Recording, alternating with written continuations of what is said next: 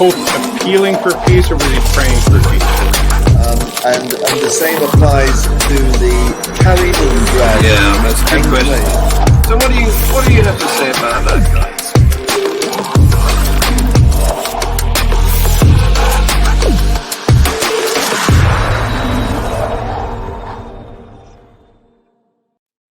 Good morning, afternoon, evening, and welcome to Global Atheist News Review. This is the show where we actually give an opinion.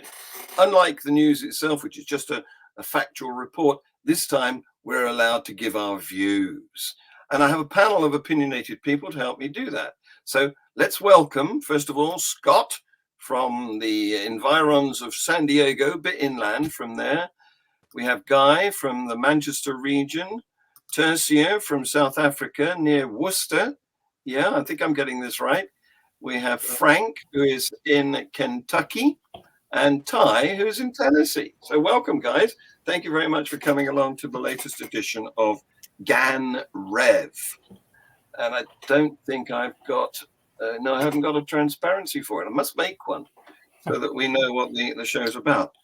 Okay, so plunging straight in, the news has been, as usual, a lot of atrocities that the religious people have foisted upon the unsuspecting world during the week. And the first item, of course, is about the horrible stabbing of Sir Salman Rushdie, who, fortunately, he's survived and is recovering in hospital, but he may have lost an eye. So the news is that a New Jersey man from New Jersey, that is, has been arrested for committing this crime. And he has praised Iran's Ayatollah Khomeini, who, of course, was the guy who about 30 years ago issued a fatwa on Sir Salman. And the fatwa was more or less a price on his head.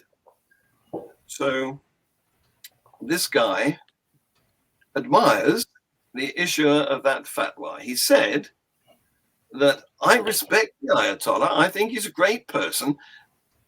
And he said, I've only read like 2 pages of Rushdie's controversial novel, Satan... I've forgotten the title of it now. The Satanic Verses. That's the one. Satanic Verses. Thank you. Yes. And about Sir Salman, he said, I don't like the person. I don't think he's a very good person. I don't like him. I don't like him very much. He's someone who attacked Islam. He attacked their beliefs, the belief systems. So what do you think about that, guys? Well, my view is, sorry, go on, you, Tersia. Yeah. Since I'm the only rose amongst the thorns, the greatest pity is that somebody can identify with beliefs and the concept of beliefs to such an extent that they lose all realism in terms of what a person really is. So their identity becomes so deeply entrenched in a belief, or the idea that a belief is sacred. And that's really sad.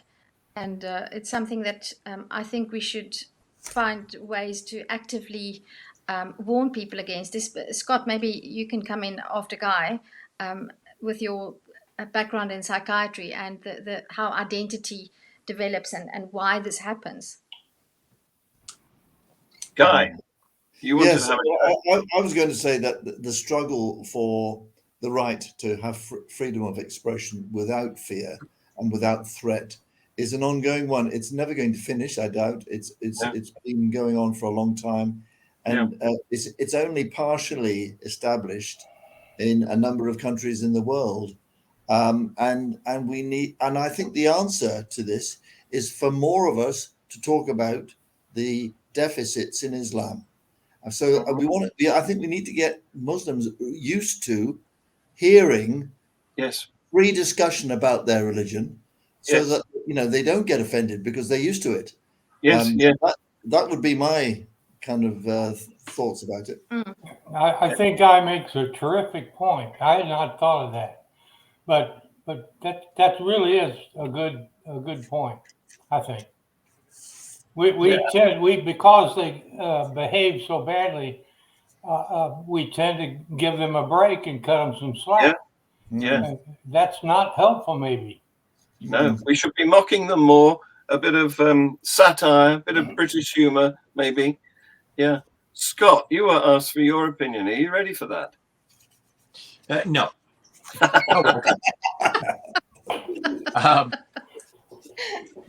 Throughout life and throughout history, we've always thought in terms of us versus them. The in-group and the out-group seems to be a truly innate process in our brains. We certainly see it in other apes. We see it in humanity in all kinds of things. We tend to very quickly group ourselves into us versus them, including this broadcast. What? Oh. Never. That's just what he says, not what we say, right, guys? I thought we were all one us. Certainly we encourage this when it comes to things like war. We tell the soldiers that, those are the bad people. And throughout most of history, we have utilized dehumanizing the enemy so that it was acceptable and even courageous and glorious to kill the other. I think we're simply sort of surprised at this point that we're still doing that in terms of religion. It's certainly been going on since, religions. Yeah. We hoped that we had gotten rid of most of that. In most of what we think of as the westernized world, we try to avoid that. We think it's silly and we discourage it. But as soon as there's something akin to a war, we certainly go back and encourage it again. Yeah. And these people see this as a war. Yeah. Well, I want to pick up there because throughout my lifetime, I'll come to you in a minute, Ty. I know you want to contribute to this, and we value everybody's contributions. But throughout my lifetime, I've noticed a sort of wave or fashion movement about this tribalism because I was born just after the Second World War. Oh, what a giveaway. I revealed my immense age. And Hitler had just unified the West against him because nothing unites more than adversity. And but since then, at that time, just after the war, you could get a rucksack and put a Union Jack on your back and travel Europe hitchhiking free, and everybody would welcome you. Tolerance was the watchword. But since then, this sort of inherent tribalism, I probably mean intrinsic tribalism, has come back. And it seems to me that it's on the wax, not the wane at the moment. What do you think about that, guys? Yeah, another good point. Thank you. Okay, Ty, have a go. There's never been a species, as far as we know, in the history of this entire planet that's developed more in terms of technological, sociological, emotional knowledge, everything, in like 10,000 years than human beings. Like, this is an incredible feat that we've done. However, that is not a reference of us pulling the entire race or the entire species forward. In fact, it's more of a stratification. We've just stretched our capabilities out, and there's still very much what I like to call old software running with new hardware. So like, you might give me an iPhone, but if it doesn't work, I might get angry and I'm starting smacking this thing. I'll like tap it against the table. And I'm no different than like one of those like old school primates just knocking like an apricot on a rock at the same sense. So like when we look around and we say, hey, I'm why can't we be better? We also have to recognize like this is a very short time that we've been, doing as well as we are. which is one, an indication that we're made some progress, but two, recognition that we still have a lot of development to go. Yeah. And instead of looking, well, we can look forward, but we also need to look at uplifting what we're leaving behind and looking for better ways to treat each other. Because it's not until we get that lower end raised up that we truly do progress as a unified species. That's my thought. Well, I love the analogy of new software on old hardware. Yeah. So, can I? You want to come back, Tersia? Here you come. Yes, I think this will be. I hope it will be a valid contribution. But what Ty just said about we have to lift up the rest of the species, I think that we tend to forget that anybody who has a university qualification falls in the very top 1 to 2% of the world's population, and we, without being condescending and without sounding like an intellectual snob, we have to remember that relatively few people understand or have even a rudimentary understanding of how we function as a species and how primitive we really are. And we need to get that message across without sounding condescending. And I'm not sure how to do that. So maybe humor is a good way to do it. Yeah. Well, one thing, Tersia, I can say you didn't sound as though you were mansplaining. Well, I don't know if that's good or bad. Okay, well, moving on. There's spin-off from this stabbing of Sir Salman episode because people have come out in support of him. In fact, I'm attending an event in London on Wednesday, which is called Stand By or Stand With Salman. And it's in support of free speech, obviously.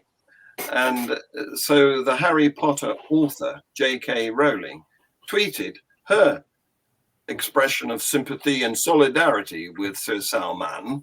And guess what? The next day... Sorry? Sorry. You were probably right with your guess. The next day, she received tweets from people saying, "You're next." So she's shared these messages, screenshots of these messages that she's received, and the police are on it. They made her feel very sick at the news, and she said, "Thank you to all those sending supportive messages. Police are involved." And the tweet came from an account in Pakistan, but it had been removed by last Sunday morning. Nobody's surprised. I can tell you're not surprised at that. Nope. Heartbroken. Not at all. Yeah, I mean, in before social media, we wouldn't have heard from such a person. Social media means that we can be connected to pretty much anyone all over the world, and we're bound to have people like that. Yeah. Well, we've both got to get used to that, as well as got to get them used to hearing things they don't like. Yes. It works both ways, doesn't it? Yeah. We've actually had some nasty people on our show. Anyway, I won't go too deeply into that. Is that present company accepted, hopefully? Yes, it is. Yes. Certainly not you lot. No, you're nice. Right, so Afghanistan. It likes to be in the news at least once a week. And in the capital, Kabul, a huge explosion ripped through a crowded mosque, killing 21 people and injuring another 33. I'm going to read a bit that was written by the BBC's chief international correspondent. Well, she's a really good writer.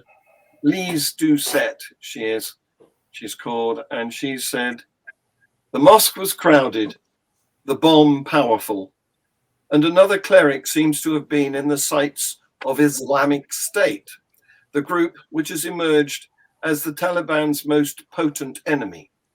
In the past month, 3 prominent religious leaders were targeted in Kabul, and there were assassinations in other cities. Last week, it was Sheikh Ruhullah Haqqani. We reported on that, known to be close to the Taliban. Remember, he was the one who actually was in favor of female education. This time, it's Amir Mohammed Kabuli, who's said to be an adherent of the more moderate Sufi faith. So the Taliban don't like the liberal end, if you can describe it as such. Sorry, the Islamic State don't like the liberal end of the Taliban. So tell me what you think about that. Well, we said a few minutes ago that nothing brings people together more than adversity. This may end up actually bringing, garnering support, not only for the Taliban against Islamic State, but maybe even for the more moderate wing of Taliban. Yeah. I hope so. Yeah.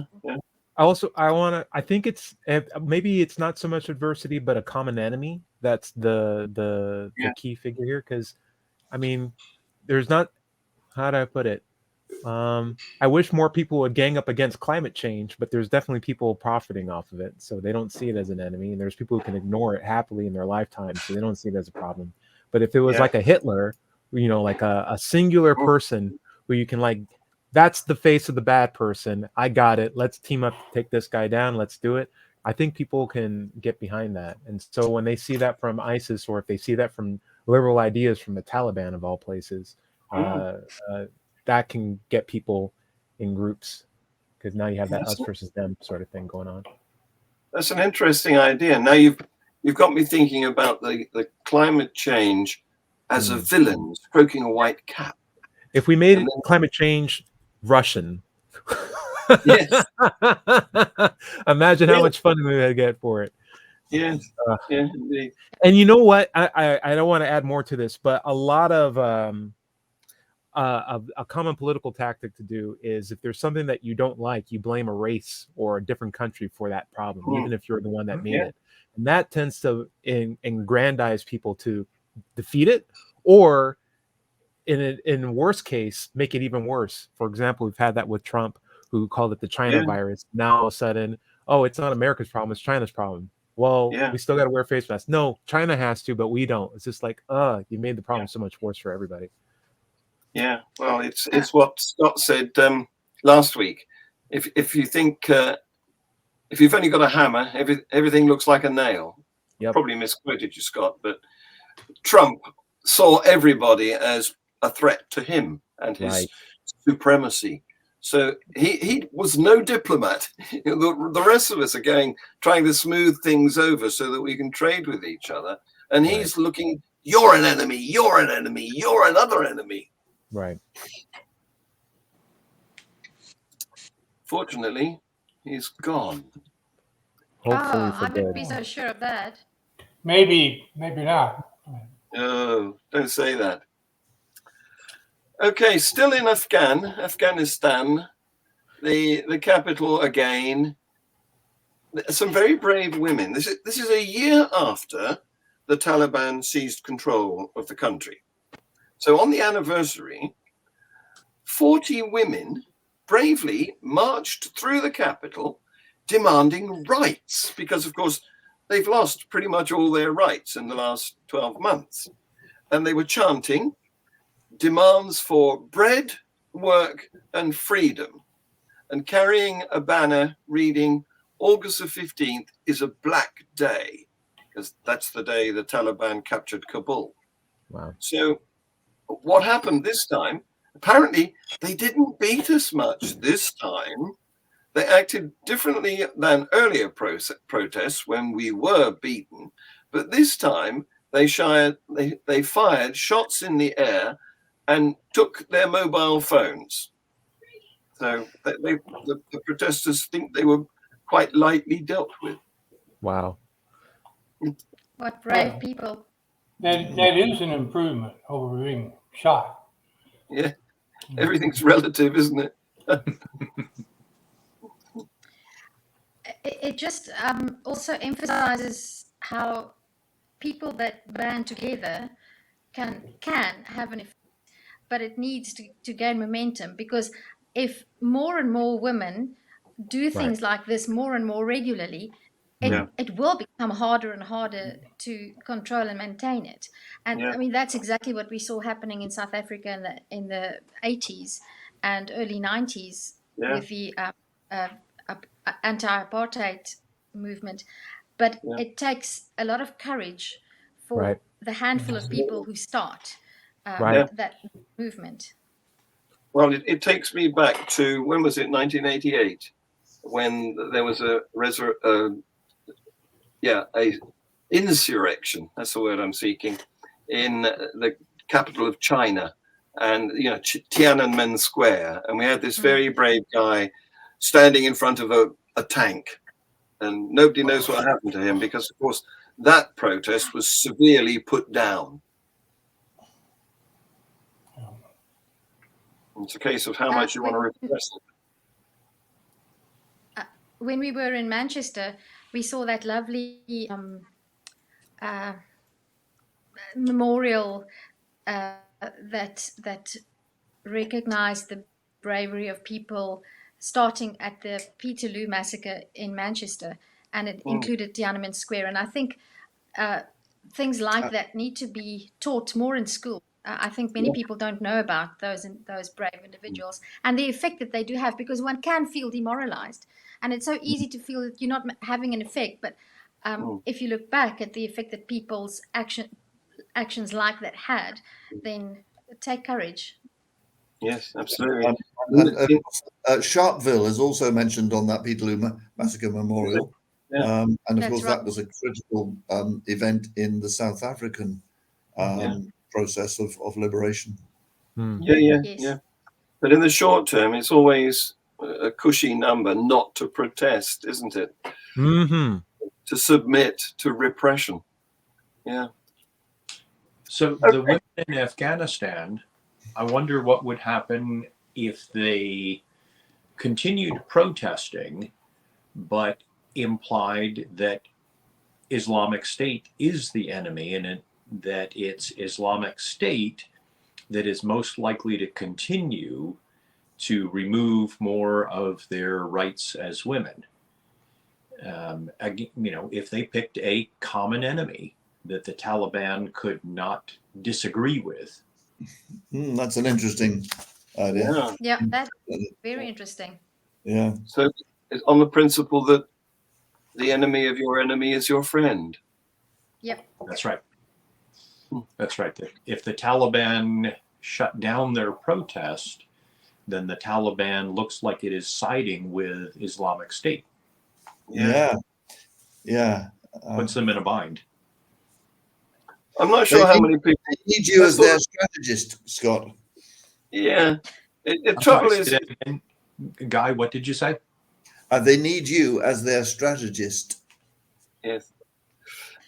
The trouble is, that's sort of doublethink, isn't it? And I'm not sure how many people will be able to grasp that concept. Well, I think there are some women in Afghanistan who might be able to. Yeah, sure. Yeah. Is it enough? That's the question. Right. Moving to Saudi Arabia, another of our favorite countries, there's a Leeds University PhD student who was on holiday in Saudi Arabia. Her name is Salma al-Shihab. And she's actually a Saudi citizen and a mother of two, but she was over here doing her PhD at Leeds University. And she was arrested while she was on holiday in the Kingdom of Saudi Arabia, because before the trip, when she was still in Leeds, presumably, she had called for reforms and the release of activists.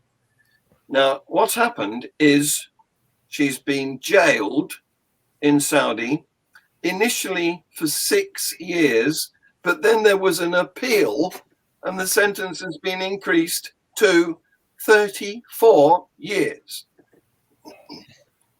Unbelievable, isn't it? pretty stunning. Yeah. I mean, it's continuing in the theme, isn't it, of the defense of freedom of expression. And you know, it's just an ongoing struggle. I'm sure Amnesty will be all over this case, but I'm you know, I think it's right to bring it up here.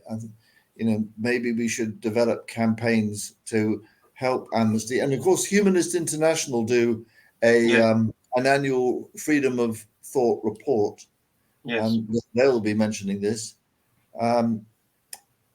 You know, what can we do about it? It's so frustrating. Well, you could mention it at your next meeting when you're focusing on Sir Salman Rushdie's atrocity, but you could mention that he's not the only one. No, there's her as well. And what makes this particularly bad for me is that she was in the UK when she made these remarks. Yeah. So how many people did she reach? Because I know that there's quite a suppression of even access to information in terms of what one can see on the internet in Saudi Arabia. I know my brother in Abu Dhabi, they are blocked. They can't see everything on Netflix. There's a lot of suppression of information just in general, never mind particular speech. So I really do hope that even the British government steps in and see if they can do anything about this, because what's the crime that she's accused of, you know? Well, yeah, I don't think the British government will be doing anything because she is a Saudi citizen. She doesn't have dual citizenship. Okay. No. So apparently this is the harshest sentence that has ever been given to the crime of saying something against the country. She wanted to improve women's rights, and it seems from the sentence that she's been given, they're not actually getting better, even though Crown Prince Mohammed bin Salman has been trying to sort of window dress our impression of Saudi Arabia by doing things like giving women the permission to drive. He a few years ago, he made it possible for women to drive, but it seems that was just a little piece of window dressing, and the reality is that they haven't got very many rights. So he's cracked down on giving the longest prison sentence ever for a peaceful activist in the Gulf state. I hope he feels good about it. Can I ask, is this the same prince that is responsible, well, indirectly, for the murder of that American journalist, and that President Biden fist bumped on a recent visit?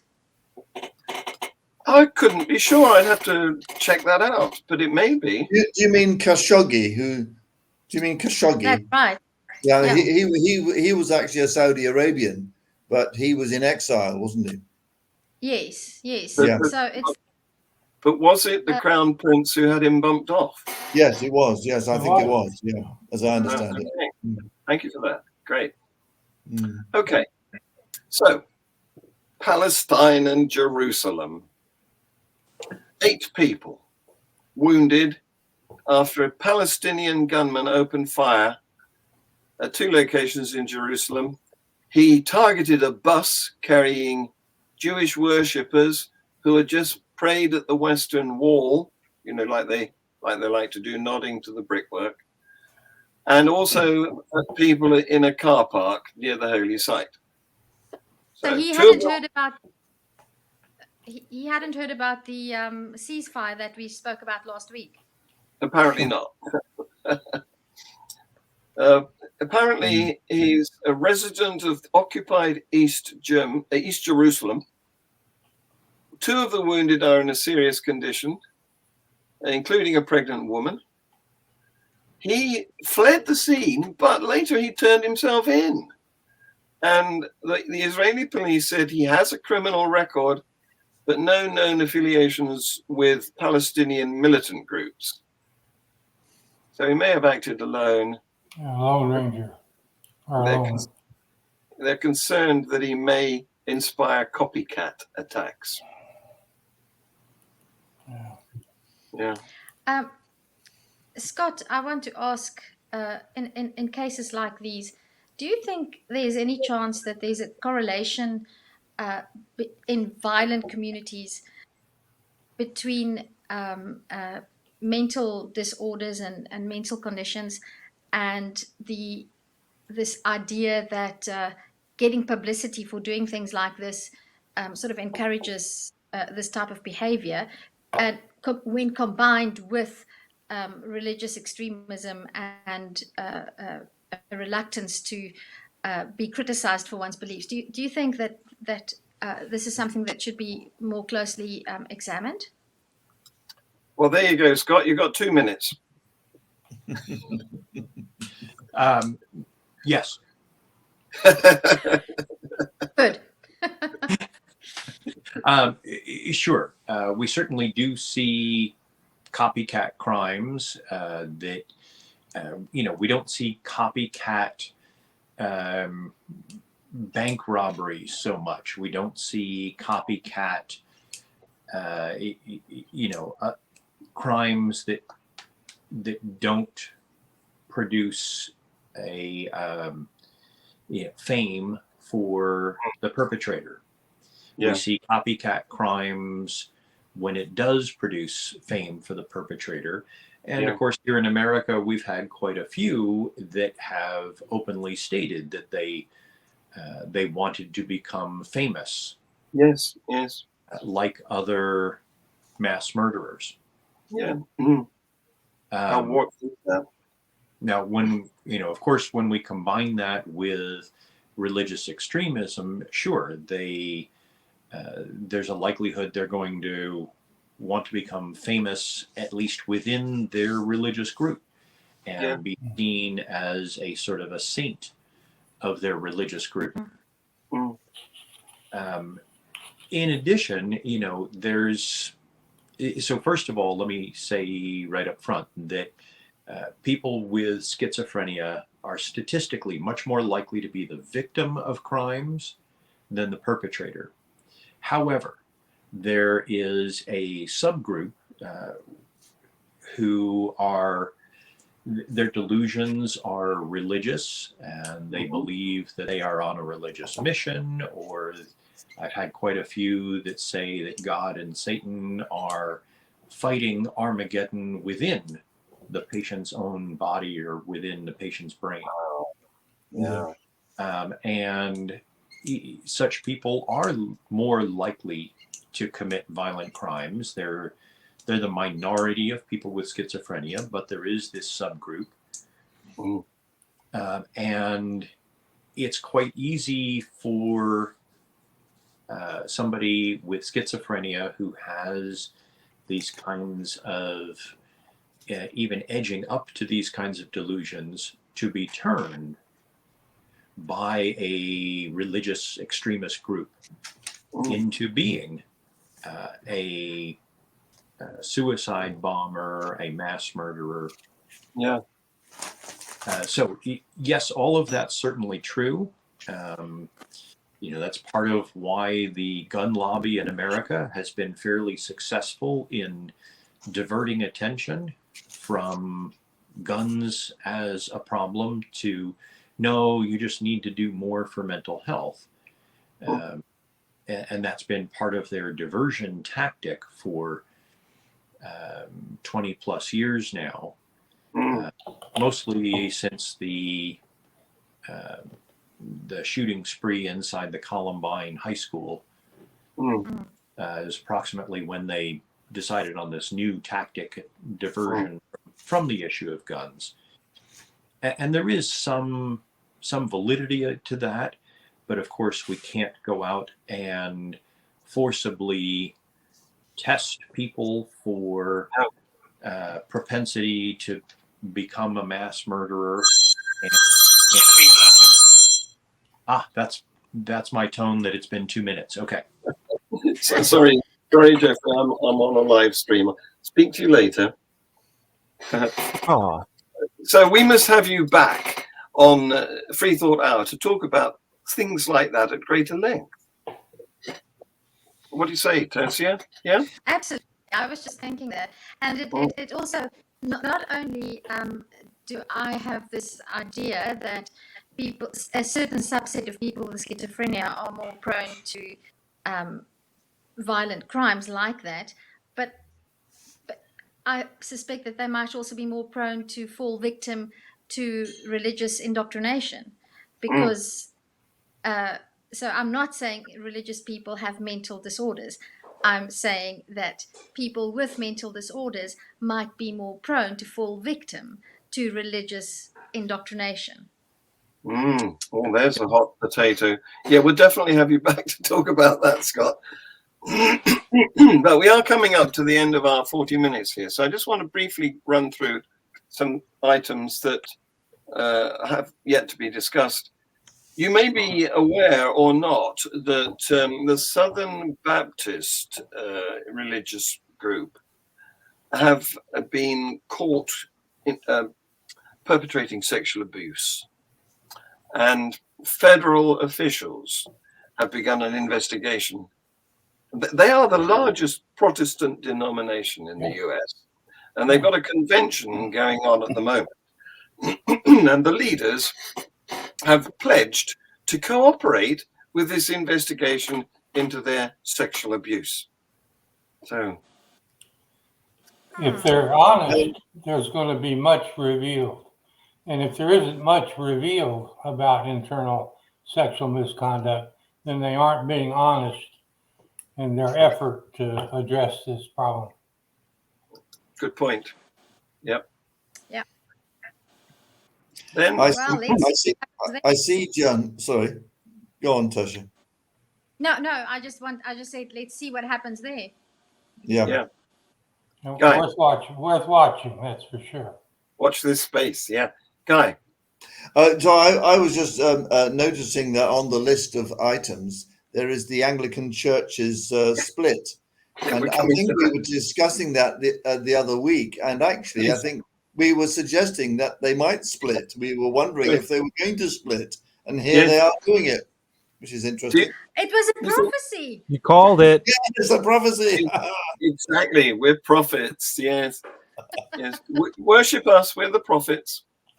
So, the Wesleyan Community Association, they've got a problem because the United Methodist Church wishes to split from their communion, but they're making it hard for them, or it's going too slowly. It's a slow-moving schism, and they want to go. They want to separate because they disagree over the ordination and marriage of, guess what, LGBTQ members.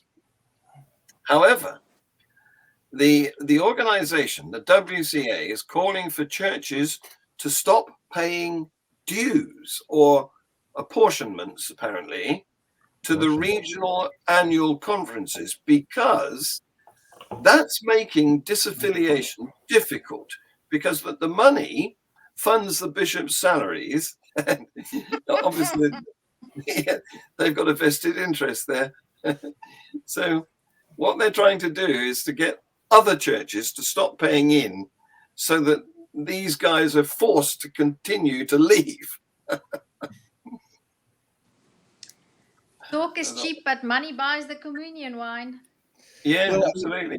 I mean, it is sad that the all these churches are sort of dividing into two camps. You know, one the camp that is in touch with reality and modern society and the way people are as human beings, and the other lot who stick to some old time theology and more naturalistic interpretations. I don't know. I mean, maybe we should rejoice as humanists to see them all battling against each other, but you know. Let's just make a point. Both camps suck. One just sucks less. Yeah. and Good a little point. bit less at that. Definitely. Well, we've just got time to finish with the item that we prophesied last week. And this is, it's not the entire Anglican communion that's split, unfortunately. It's just a bit in Australia. But in Australia. Yeah, that's right. Where they have the Australian Anglican Church. And it divided Australia up into dioceses, you know, there's centered on cities mostly. And the former Sydney Archbishop, a guy called Glenn Davies, has formed a splinter group, and he's cleverly formed a diocese of the entirety of Australia, so that it's easy for people in the various dioceses to leave theirs and join his. Whereas before it would have made it difficult because they'd have to have made some sort of application to the neighboring one or something. But he said, I've got this umbrella diocese, and all of you. Pardon? That must be the biggest diocese on the globe. Well, possibly, yes. He calls it the Diocese of the Southern Cross, and he launched it in Canberra last Sunday. And the first service was led by a rebel minister who resigned from the liberal Brisbane Archdiocese because he cannot go along with same-sex blessings. So liberals are a bad word in their mouths. So the same things happening. How long before they start making out with each other? Who wants to call that next prophecy? Yes, that's right. I mean, the same things happening or similar things are happening in Africa, aren't they? I think that there are some African dioceses that have declined to attend the Lambeth Conference on the same grounds. And within the Church of England in England, there are conservatives who, at the moment, they seem to be tolerated. And they seem to just about manage to hang on in there. Yeah. But yeah, I wonder if we could lubricate this schism in some way, you know, like pouring water into an earthquake gap. If there's one thing we know about priests, they have plenty of lubricant. Fellows, be nice. I can't imagine what you might be referring to. So, guys, thank you very much for your usual astute comments, and take the rest of the week off, and I'll see you, some of you, I hope, next week. Say bye-bye. Bye-bye. Bye-bye. Several clergy Was the Pope appealing for peace, or was he praying for peace? and the same applies to the Carry On drag. Yeah, that's a good question.